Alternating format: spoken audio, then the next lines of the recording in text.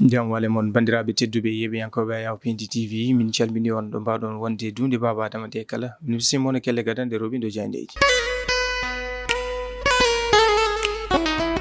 altine 12 lewru mai 2025 bisimilla mon e kelle gadande robindo jandeji puɗortonen ko jande gendire leydi Sénégal jande Le Soleil ɓe garti koye Matar Diop directeur général mbo société financiére international kanko Matar Diop warti eɗen temedde 5.83 milliards copreje franc CFA 12 leydi Sénégal ene e ɓoore mum ko wetno noon e transformation économique du pays kono arte yide wonande ngam wawde ha joni tellinde tekkinde ko wetno noon e cengɗi ɓamtare leydi Sénégal kan halen tawe e jayinde Le Soleil jayinde l'évidence ɓe garti koye pes artisanal ngawa gadantewa ka yewtere gogo jili hakkude ɓen ɓe ganda ko dilloɓe kan ngawa kam e jagorgal kalfinagal ngawa ɓe garti yide wonande caɗele teskaɗe hen to banggue wonande anandiral hani e ko witno ko ɗum woni ko fada dialogue en eau trouble avec le ministère ɓe garti ko e ɗin ne wayno ko ganduɗa ko ɗum woni tigui ko fada ko e to banggue wonande ɗen eɓɓoje ko nonne kadi jabtuli kanko jagorgal kalfinagal ngawa leydi Sénégal l'évidence arti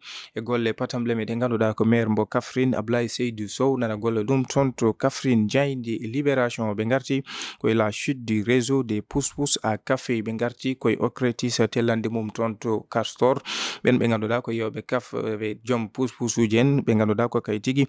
comori yeyde ko yetno ko to banggue drogue ne wayno sanga waktuji tati caggal yilade ɓen ɓe ganduɗa ko wat boniɓe hollitama noon 13 ressortissant ɓiɓɓe Guinée Conakry naɓe fawaɓe junggo e yiide jayinde libération o saaha ɓe nayi garde à vue ene tawe e jayinde libération en ƴeewoytu jayinde l'observateur ɓe garti koye Mansour Faye gartuɗo e yiide wonande je ne me vois pas en prison biɗo mo ganduɗa yani hoore mum toon to dumbirdu kono hatti e ɗin tumaji pawɗi dow makko kono ne kadi convocation goto e baɗiraɓe makko ɓiɗɗo e Macky Sall Amadou Sall o arti caggal mise en accusation haute cour de justice kanko Mansour Faye o arti yiide wonande ko tumaji ɓooli woni ko fawa e dow makko kono kadi o arti e ngoɗo laamu Diomaye e Ousmane Sonko jande l'observateur arti e Azoura Fall subaka hande o ma notoyo toon to cyber sécurité en ƴeewoytu jayde point actu ɓe garti koye Barth et Halifa affiche leur désaccord caɗele nandiral hakkude Halifa Ababacar Sall e Barthélémy Diaz e jayde point actu ɓe garti e kanko Halifa Ababacar Sall kanko e Barthélémy Diaz gon ceeragu Barthélémy Diaz jewnoɗo e haare mum e ɗin lebbi ɓennude ko nonde kadi Barthélémy Diaz garɗo e sosde gueɗe mum to banggue dawrugol mouvement politique mo holliti wonande o waɗi permanence mum ko nonde kadi o ƴeewi secrétaire makko woni kolaɗo kuuɓal ko witno e banggue dawrugol ko nonne kadi kanko Barthélémy Diaz mo ganduɗa Halifa Ababacar Sall mo waɗani mouye le moyon to witno e ɗin sungoji élection ji législative jayde point actu arti hen jayde tribune ɓe garti koye mise en accusation Ismaïla Madior Fall quelle justice pour le corrupteur et l'intermédiaire ɓe garti noon koye caggal Ismaïla Madior Fall nde hollina wonande ko tumaɗo ko witno ko e mbuñare ɓe kolliti holko lawol haalata e on mo ganduɗa ko kay tigui woni biɗo wonande mbuñi Ismaïla Madior Fall hani e on intermédiaire gonnoɗo hakkude mabɓe jayde tribune arti hen kono ɓe garti e goto e debbatu garkati en dowluɗo kolliɗo wonande e on immeuble janno toon to Ngor ene wonno e yoga e ɗin appartement ji jayde tribune arti hen jayde enquête quotidien ɓe garti koye participation à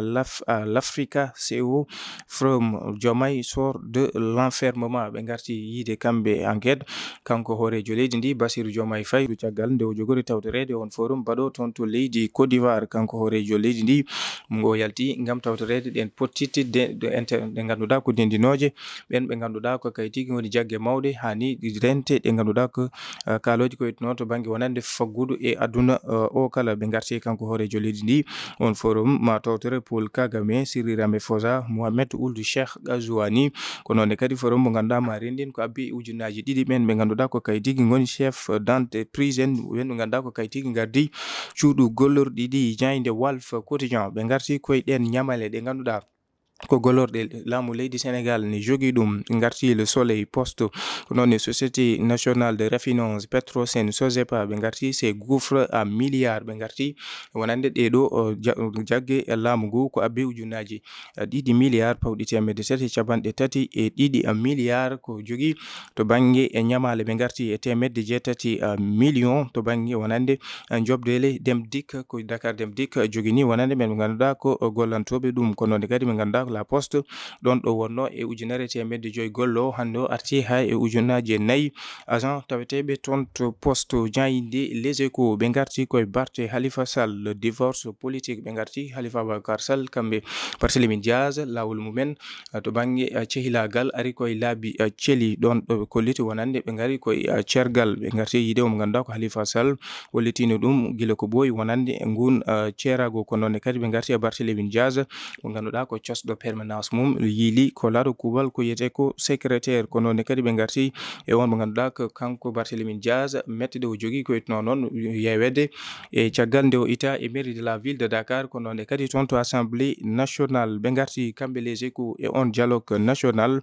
ne wayno peccor ɓen ɓe ngannduɗaa ko opposition yoga heen ma notoygo wayno Khalifa Ababacar Sall Oumar Sall e LD ko noon kadi deƴƴere Amadou Ba kam e ɓe ngannduɗaa ko kay tigi woni Modou Diagne Fada Diayinde Sud Quotidien Casamance 2 ans après le dépôt des armes la paix toujours en sursis ɓe ngarti ko toon to Casamance duuɓi ɗiɗi caggal nde hollitno joƴƴingol kaɓtorɗe kure e condi ɓe ngarti noon wonande ha joni ne wayno ɓen ɓe ngannduɗaa ko ɓesguji Casamance nana mbeɗo nde tigi jaam e dejal artata toon to Casamance kure e condi deƴƴe